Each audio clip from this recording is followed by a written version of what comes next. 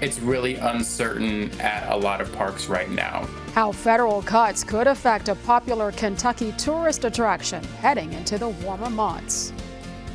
The Trump administration's federal workforce reductions includes thousands of probationary workers at several government agencies, including the U.S. Department of the Interior, which oversees the National Park Service.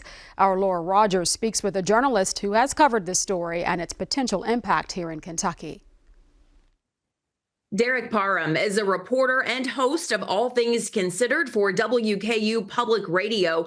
And Derek, you filed a report earlier this month about those federal funding cuts at Mammoth Cave National Park. We did see some layoffs there. There are some new developments to this story, but let's set this up for us. You interviewed a cave guide who had lost her job near the end of her probationary period. Tell us more about her situation. Definitely. So Emily Wheat had been a cave guide at Mammoth Cave for about a year. She had received her permanent job offer in August of 2024.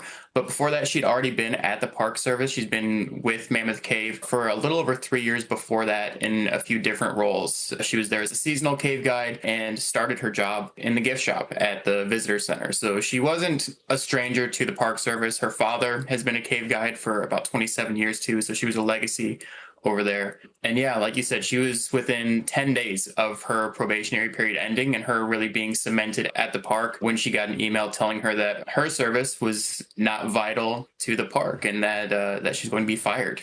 And since then, a federal judge did issue that order that I think about 1,000 of those workers who were fired would have to be reinstated. Is Emily one of those workers?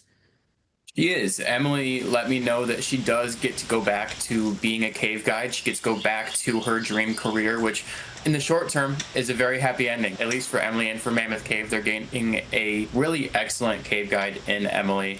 There is still a reduction in force order across the National Park Service that would essentially get rid of 30% of the park's payroll. That doesn't mean 30% of the personnel, but it does mean 30% of the payroll. So anybody all the way from national park superintendents down to maintenance workers are kind of still on the chopping block. And it's really uncertain at a lot of parks right now. There's a feeling of people not feeling very comfortable in their jobs and knowing that those probationary employees whose offers were rescinded, who were fired, they were a part of that 30%. And now that's going to need to be made up somewhere else in the Park Service. And it's now officially spring in Kentucky, which means spring break. And we know this is just gradually then rolling into tourism season, meaning that operations are going to be especially busy at our national parks. So is there some concern that this could affect how smoothly those operations are able to work? Right now, from what I can tell, everybody is taking this on a day-to-day basis. They're doing what they can every day to make sure park operations are running smoothly. Even when those probationary employees were fired, leadership at the parks didn't know until that day that those orders were going to be coming down. So they can prepare as much as they want to. They can make sure that day-to-day operations are running smoothly. The cave guides like Emily are able to do their jobs that day. But until those orders come down, they don't really have much to prepare for. Like I said, it's a 30% payroll decrease across the National Park Service. So how hard Mammoth Cave gets hit by that, we really aren't able to tell until that day hits.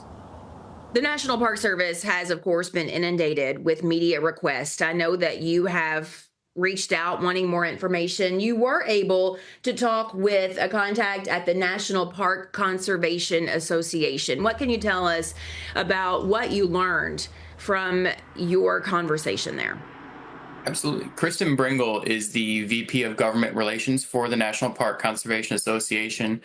She has kind of worked hand in hand between the federal government and the National Park Service for over 20 years now. And she told me what she's seeing right now really is unprecedented. She's worried about the protections of public lands. She's worried about protections for endangered species. She's worried about hunting regulations for parks out west. She was able to enlighten me a lot on just the number of dollars that parks bring to communities within, she used the figure of 60 miles within national parks. That's around $70 million annually. Kind of fluctuates year to year for communities like Bowling Green, Cave City, Park City, obviously Edmonson County, things like that, where these communities build their entire identity on Mammoth Cave National Park. And if there's less personnel to bring people to that park, then that means that's less dollars going into those communities.